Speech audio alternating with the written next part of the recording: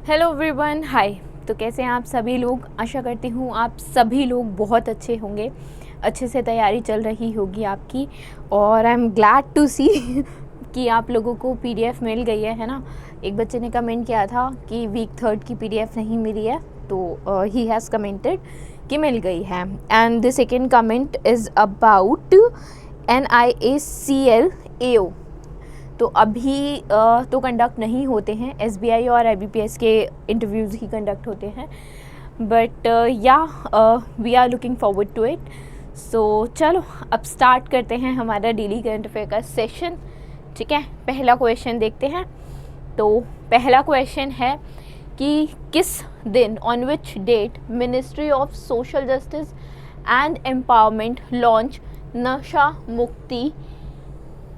नशा मुक्त भारत अभियान। नशा मुक्त भारत अभियान जो है ना, वो कब बेसिकली लॉन्च किया गया था? देखो, ये लॉन्च किया गया था 15 अगस्त 2020 में। 15 अगस्त के दिन नशा मुक्ति अभियान लॉन्च किया गया था। किसके द्वारा लॉन्च किया गया था? क्वेश्चन में मेंशन है। ये लॉन्च किया गया था ministry of social justice and empowerment के द्वारा। तो मिनिस्ट्री याद रखना, किस मिनिस्ट्री के तहत और किस दिन, दो चीज़ें हो गई। अब ये क्वेश्चन क्यों पूछा है? क्योंकि जो ministry of social justice and empowerment है ना, उसने ISKCON is international society for Krishna consciousness, ठीक है, इस्कॉन के साथ बेसिकली MOU साइन किया है, मेमोरेंडम ऑफ अंडरस्टैंडिंग साइन किया है। और ये लोग क्या करेंगे इस MOU के तहत? दे विल हेल्प, मदद करेंगे युवाओं की, ठीक है, बच्चों की जो यंग एज में हैं और वो लोग जो नशे से ग्रसित हो गए हैं, ठीक है, जो नशे की लत जिन लोगों को लग गई है, ठीक है।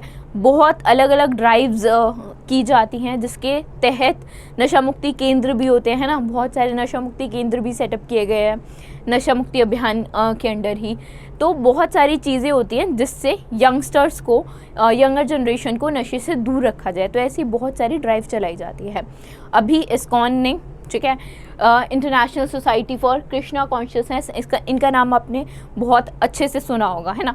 इस्कॉन ने MOU साइन किया है department of social justice and empowerment के साथ, जो कि ministry of social justice and empowerment के अंदर है, ठीक है। तो ये MOU साइन हुआ है। और स्टैटिक में अगर आपसे पूछना जाएगा तो ऐसे बना के स्टैटिक का क्वेश्चन पूछ लेगा। आगे चलते हैं, नेक्स्ट देखते हैं। किस स्टेट में, भारत के किस स्टेट में अनरिवील हुआ है पहला first 3D printed temple? 3D printed temple क्या होता है? देखो, आप बहुत सारी वीडियोस यूट्यूब पे देखते होगे, है ना। उसमें ऐसा होता होगा कि मशीन से ही सीमेंट डाला जा रहा है, मशीन की हेल्प से ही, है ना।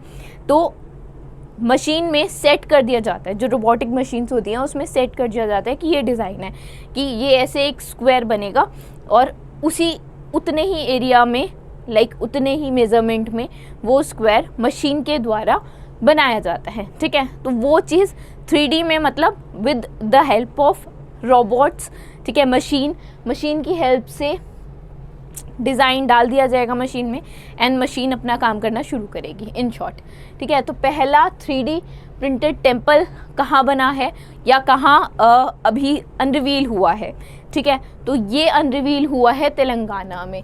इसमें ना बेसिकली हम बोलते हैं ना कि गर्भगृह होते हैं, हर मंदिर का अपना एक गर्भगृह होता है ना। तो इसमें 3 गर्भगृह बताए जा रहे हैं। एक तो शिव जी का, ठीक है, लॉर्ड शिवा का, एक पार्वती जी का, ठीक है, उनकी अर्धांगिनी, उनकी पत्नी, ठीक है, बहुत रूपों में पूजी जाती है हिंदू मान्यता के हिसाब से, है ना। और जो लॉर्ड गणेश हैं, इनके पुत्र, ठीक है, उनका। तो 3 देवी, 2 देवता और 1 देवी, दैट इज़ शिव जी और पार्वती जी और गणेश जी का गर्भगृह स्थापित किया गया है, ठीक है। 3800 स्क्वायर फीट का एरिया में ये टेम्पल बिल्ड किया गया है, ठीक है। तो बहुत ही बड़ा एकर्स में टेम्पल बिल्ड हुआ है, राइट। आगे चलते हैं। Constituent assembly adopted the Indian constitution on 26 नवंबर 1949। देखो जो हमने कॉन्स्टिट्यूशन अडेप्ट किया था वो कब किया था, 26 नवंबर 1949 को किया था। ठीक है, तो 26 जनवरी क्यों मनाते हैं, क्योंकि इस दिन 26 नवंबर नहीं जनवरी, ठीक है, 26 जनवरी 1950 में क्या हुआ था कि जो लॉ है, ये जो कॉन्स्टिट्यूशन है वो फोर्स में आया था। ठीक है, इट केम इनटू फोर्स या इट केम इनटू एक्ट या फोर्स, कुछ भी कह सकते हो। ठीक है, तो मतलब लागू होना शुरू हो गया था। अगर इन सबको भी हटा लो तो छोटा सा वर्ड है, लागू होना शुरू हो गया था। कब, 26 जनवरी 1950, इसलिए ही गणतंत्र दिवस रिपब्लिक डे के तौर पे हम मनाते हैं 26 जनवरी को।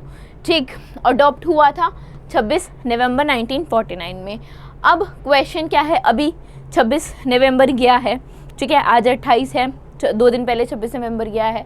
तो क्वेश्चन ये है कि संविधान दिवस जो है वो डिक्लेयर किया गया था। ठीक है, संविधान दिवस कब डिक्लेयर किया गया था, संविधान दिवस भी 2015 में डिक्लेयर किया गया था। ठीक है, बी आर अम्बेडकर जी की 125वीं वर्षगांठ थी। उस मौके पे 29 तारीख को, आई थिंक 29 नवंबर 2015 में ऐसा डिसाइड किया गया था कि जो 26 नवंबर है उसको हम संविधान दिन के, संविधान दिवस के रूप में मनाएंगे। ठीक है, तो क्वेश्चन स्टैटिक में आपसे घुमा के ऐसे पूछ सकता है। ठीक है, नेक्स्ट क्वेश्चन पे चलते हैं। नेक्स्ट क्वेश्चन है मार्टिरडम डे से रिलेटेड। मार्टिरडम डे किसका, गुरु तेज बहादुर जी का। गुरु तेज बहादुर जी कौन थे, 9वें सिख गुरु थे। ठीक है, 9th Guru of Sikh religion.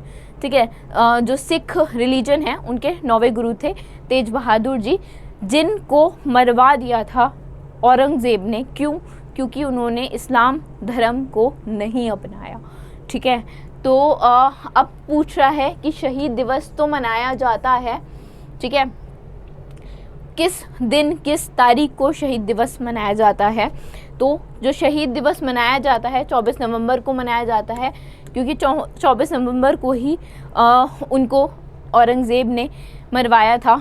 ठीक है, शहीद हुए थे, बेसिकली वो किल किया था 1675 में मुग़ल एम्परर औरंगज़ेब ने। ठीक है, और बेसिकली इन्होंने बहुत ही उम्दा स्कॉलर और पोइट रहे हैं। ये 115 हाइम्स लिखी हैं और ये श्री गुरु ग्रंथ साहिब में भी हैं, जो गुरु ग्रंथ साहिब सिखिज़म का मेन टेक्स्ट बुक होती है। ठीक है, जैसे हमारी हिंदू धर्म में गीता होती है, ठीक है, इस्लाम धर्म में कुरान होती है, ऐसे सिख धर्म में गुरु ग्रंथ साहिब होती है। श्री गुरु ग्रंथ साहिब में भी उन्होंने अपना कंट्रीब्यूशन दिया है। अच्छा, इन्हें हिंद की चादर के नाम से भी जाना जाता था, क्योंकि ह्यूमैनिटी के लिए बहुत किया था इन्होंने, है ना। आगे चलते हैं, नेक्स्ट क्वेश्चन देखते हैं। Who is the 40th chief secretary of Karnataka as announced in November 2023। 40th chief secretary कौन है कर्नाटका के, इनका नाम है रजनीश गोयल। क्या नाम है, रजनीश गोयल हैं 40th 40वें चीफ सेक्रेटरी। अच्छा, ये कब तक रहेंगे कार्यरत, ये अपनी रिटायरमेंट जुलाई 2024 में बेसिकली ये रिटायर हो जाएंगे। तब तक जुलाई 2024 तक ये अपने पद पर रहेंगे। ठीक है, इन्होंने किसी इंसान, किसी और पर्टिकुलर पर्सन की जगह पे ये आए होंगे, है ना। तो इनसे पहले कौन था, इन्होंने किसको सक्सीड किया है, किसको रिप्लेस किया है, तो ये हैं वंदिता शर्मा। ठीक है, वंदिता शर्मा को रिप्लेस किया। क्वेश्चन ऐसे भी पूछ लेगा कि चीफ सेक्रेटरी जो हैं कर्नाटका के रजनीश गोयल, इन्होंने किसको सक्सीड किया है, या ये किसके इनसे पहले कौन थे, ठीक है, या कौन थी, ऐसे करके क्वेश्चन आ सकता है। 40th चीफ सेक्रेटरी ना पूछे तो किसको सक्सीड किया है, किसको रिप्लेस किया है, ऐसे करके क्वेश्चन आते हैं, तो ये चीज़ याद रखना। नेक्स्ट क्वेश्चन है सैयद अहमद वसीम हैदर। सैयद अहमद वसीम हैदर जो हैं, उन्होंने अभी अपनी रिटायरमेंट अनाउंस की है। तो ये बेसिकली किस क्रिकेट टीम से हैं, ये किस क्रिकेट टीम के खिलाड़ी रह चुके हैं, तो ये पाकिस्तानी प्लेयर हैं, पाकिस्तान क्रिकेट टीम के खिलाड़ी हैं, ठीक है। इन्होंने अभी अभी अपनी रिटायरमेंट अनाउंस की है। आगे चलते हैं, राकेश कुमार, शीतल देवी, ज्योति बालियान, ये सब किस खेल से रिलेटेड हैं? क्यों क्वेश्चन आया वो भी बताऊंगी, कौन सा मेडल जीता क्या नहीं, वो सारी बात भी करेंगे। पर फिलहाल ये किससे रिलेटेड हैं? ये रिलेटेड हैं आर्चरी से। अब ऐसा क्वेश्चन क्यों बनाया गया, ठीक है, क्यों ऐसा बनाया कि राकेश कुमार, शीतल देवी और ज्योति बालियान किस खेल से रिलेटेड है? वो इसलिए बनाया गया क्योंकि अभी अभी क्या हुआ है, इंडियन पैरा आर्चरी टीम ने टॉप किया है, ठीक है। इंडियन पैरा आर्चरी टीम ने टॉप किया है और इन्होंने टोटल 9 मेडल्स जीते हैं, जिसमें से 4 गोल्ड, 4 सिल्वर और 1 ब्रॉन्ज हैं, ठीक है। किसमें? एशियन पैरा आर्चरी चैम्पियनशिप में, ठीक है। एशियन पैरा आर्चरी चैम्पियनशिप 2023 में 9 मेडल्स जीते हैं, ठीक है। कहाँ हुआ है? बैंकॉक, थाईलैंड में हुआ है। साउथ कोरिया सेकंड पोजीशन पे आई है with 5 medals, 3 gold, 1 silver, 1 bronze. China ने तीसरा पायदान हासिल किया है 4 मेडल के साथ, 2 गोल्ड, 1 सिल्वर और 1 ब्रॉन्ज, ठीक है। जहां हमने 3 नामों की बात की थी, पहला नाम था राकेश कुमार, दूसरा शीतल देवी और तीसरा ज्योति बालियान। तो देखो यहाँ पे राकेश कुमार मिल गया, यहाँ पे ज्योति बालियान मिल गया, ठीक है। और शीतल देवी ने कंपाउंड वुमेन ओपन में सिल्वर मेडल जीता है, ठीक है। तो ये with teams, compound women open team, compound main open team, compound open mix team, ठीक है। तो शीतल देवी ने राकेश कुमार के साथ मिलके कंपाउंड ओपन मिक्स टीम में भी गोल्ड मेडल जीता है, ठीक है। तो ये मैंने पूरी लिस्ट आपको दिखा दिया, आप स्क्रीनशॉट भी ले सकते हैं, ठीक है। कंपाउंड वुमेन ओपन में सरिता ने ब्रॉन्ज मेडल जीता है, 1 ब्रॉन्ज मिला है, 4 गोल्ड और 4 सिल्वर, ठीक है। Total 9 medal. You can take a screenshot, you have to remember, याद आपको ही करना पड़ेगा, ठीक है। आगे चलें, नेक्स्ट देखें। देखो नेक्स्ट क्वेश्चन क्या है, who has been named as the president elect of Federation of Indian Chambers of Commerce and Industry. FICCI के प्रेसिडेंट के तौर पे 2023-24 के लिए प्रेसिडेंट के तौर पे कौन नामांकित किए गए हैं? इनका नाम है अनीश शाह। अनीश शाह को नामांकित किया गया है, ठीक है। अच्छा, फिक्की की बात करें तो इनका हेडक्वार्टर कहाँ है? इनका हेडक्वार्टर है दिल्ली में, HQ लिख रही हूँ, न्यू दिल्ली में हेडक्वार्टर है, ठीक है। उसके अलावा इस्टेब्लिश कब हुआ था? 1927 में, ठीक है। कब इस्टेब्लिश हुआ था? 1927 में। चलो इसके बारे में थोड़ा सा देखते हैं। अनीश शाह जो MD और CEO हैं महिंद्रा ग्रुप के, वो इलेक्ट हुए हैं प्रेसिडेंट इलेक्ट ऑफ फिक्की, ठीक है, that is federation of Indian Chambers of Commerce and industry. He will succeed, किसको सक्सीड करेंगे? शुभ्रकांत पांडा जी को, ठीक है। अच्छा, ये डिसाइड ये होगा like the incumbent president of FICCI he will succeed basically after the 96th annual general meeting, जो कब होगी? दिसंबर 8 से 9 तारीख के बीच में होगी दिल्ली में, अभी अगले महीने, ठीक है। नेक्स्ट क्वेश्चन देखते हैं। Union ministry of India present national metallurgist award, ठीक है। यूनियन मिनिस्ट्री कौन सी यूनियन मिनिस्ट्री प्रेजेंट करती है? नेशनल मेटलर्जिस्ट अवार्ड, ठीक है। मेटलर्जिस्ट में मेटल आ रहा है, मेटल मतलब धातु, ठीक है। अब धातु से रिलेटेड कौन सी मिनिस्ट्री होगी? आप खुद ही चेक करो, क्या ये होगी? नहीं। ये होगी? नहीं। अर्थ साइंस भी नहीं होगी। स्टील या माइंस में से अगर आपको लाइक थोड़ा भी आइडिया है तो मिनिस्ट्री ऑफ स्टील जो है वो प्रेजेंट करती है क्या? National metallurgist award. 4 कैटेगरी में बेसिकली दिए जाते हैं, 5 लोगों को दिए गए हैं, ठीक। ये 5 लोग कुछ इस प्रकार हैं, ठीक है। और कैटेगरीज है life time achievement award, national metallurgist award, R&D in iron and steel sector और यंग मेटलर्जिस्ट एनवायरमेंट अवार्ड, ठीक है। 4 कैटेगरी हैं, 5 लोगों को दिए गए हैं। 5 लोगों के नाम भी अच्छे से देख लो, और 4 कैटेगरीज पे भी स्टैटिक का क्वेश्चन पूछ सकता है कि कितनी कैटेगरीज में दिए जाते हैं, क्योंकि स्टैटिक बनाएगा तो इस साल 5 को दिए गए हैं, इससे पहले मतलब 2022 के लिए 5 को दिए गए हैं, ठीक है। ये 2022 का है, याद रखना, 2023 का नहीं है। तो 2022 के लिए 5 लोगों को दिए गए हैं। मान लो 2021 के लिए ज़्यादा लोगों को या कम लोगों को, तो ये तो करंट का क्वेश्चन बनता है। पर स्टैटिक क्या होता है कि कितनी कैटेगरीज में दिया जाता है, जब तक कैटेगरी चेंज नहीं हो रही तब तक तो ये 4 ही है ना, राइट। तो ये कैटेगरीज भी याद रखना। 5 ऑप्शंस में एक में मान लो कोई और कैटेगरी दे के पूछ लेगा कि इनमें से कौन सी कैटेगरी नहीं है, ठीक है। तो ये चीज़ें याद रखनी है आपको। हेडक्वार्टर पूछा है किसका, इंटरनेशनल शुगर ऑर्गेनाइजेशन का, कहाँ पे है, क्यों क्वेश्चन पूछा है वो भी बताऊंगी, पर हेडक्वार्टर कहाँ है पहले वो बताओ। इंटरनेशनल शुगर ऑर्गेनाइजेशन का जो हेडक्वार्टर है वो लंदन यूके में है। कहाँ है, लंदन में है, यूके में है, ठीक है, लंदन यूके में है।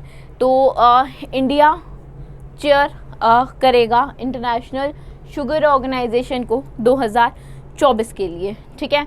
और बेसिकली ये अनाउंस हुआ है 63rd काउंसिल मीटिंग में। इंटरनेशनल शुगर ऑर्गेनाइजेशन की जो 63rd मीटिंग थी, जो इनके headquarter basically London United kingdom में हुई है। लार्जेस्ट कंज्यूमर हैं इंडिया शुगर का, चीनी का, और सेकंड लार्जेस्ट प्रोड्यूसर भी है, ठीक। India is the market leader in eastern hemisphere. Eastern hemisphere की अगर बात करोगे, ठीक है, ईस्ट हेमिस्फेयर की बात करोगे तो इंडिया लीडिंग है, और अगर वेस्टर्न हेमिस्फेयर की बात करोगे तो ब्राज़ील लीडिंग है। ये 2 चीज़ें याद रखना। शुगर ऑर्गेनाइजेशन के एग्जीक्यूटिव डायरेक्टर हैं जॉस ऑलिव, हेडक्वार्टर यूके लंदन, ये आपको बताया गया। अच्छा, अभी 3 बैंक्स पे पेनल्टी लगी है, ठीक है, आरबीआई ने इम्पोज किया है monetary penalty. Indian overseas bank पे कितने करोड़ की पेनल्टी लगाई है, ठीक है, for non compliance with direction on loans and advances, statutory and other restriction, ठीक है। अभी इंडियन ओवरसीज बैंक पे किसके लिए लगाई है, non compliance with this direction on loans and advances, statutory and other restriction के लिए 1 करोड़ की पेनल्टी लगी है। इसके अलावा सिटी बैंक पे भी लगी है, ठीक है, सिटी बैंक के अलावा बैंक ऑफ बड़ौदा पे भी लगी है। पेनल्टी जो लगती है वो किस सेक्शन के अंतर्गत लगती है, section 47A(1)(c) read with section 46(1)(i) and section 56 of banking regulation act 1949, ठीक है। सिटी बैंक पे जो लगी है for non compliance with the direction on managing risk and code of conduct in outsourcing of financial services by bank, read with KYC direction 2016। अच्छा, कितने की penalty लगी है, 5 करोड़ की पेनल्टी लगी है, ठीक। सिटी बैंक पे 5 करोड़ की पेनल्टी लगी है। बैंक ऑफ बड़ौदा की बात करें तो 4.34 करोड़ की पेनल्टी लगी है for non compliance with its direction on creation of a central repository of large common exposure across bank, Central Repository of Information on Large Credit, revision in the reporting, loans and advances, statutory and other restriction, and Reserve Bank of India directions, ठीक है। काफ़ी like heavy penalties हैं। Indian overseas bank पे तो हमने देख ही लिया 1 करोड़ की पेनल्टी, और क्यों लगी है वो भी, for the non compliance with the directions on loans and advantages, ठीक। तो अभी के लिए इतना ही। We will be meeting you in the next session. I hope session में सारी चीज़ें समझ में आई हूँ, नहीं आई कोई भी इशू है यू कैन कमेंट, जैसे बाकी लोग कमेंट करते ही हैं, है ना। So thank you for now.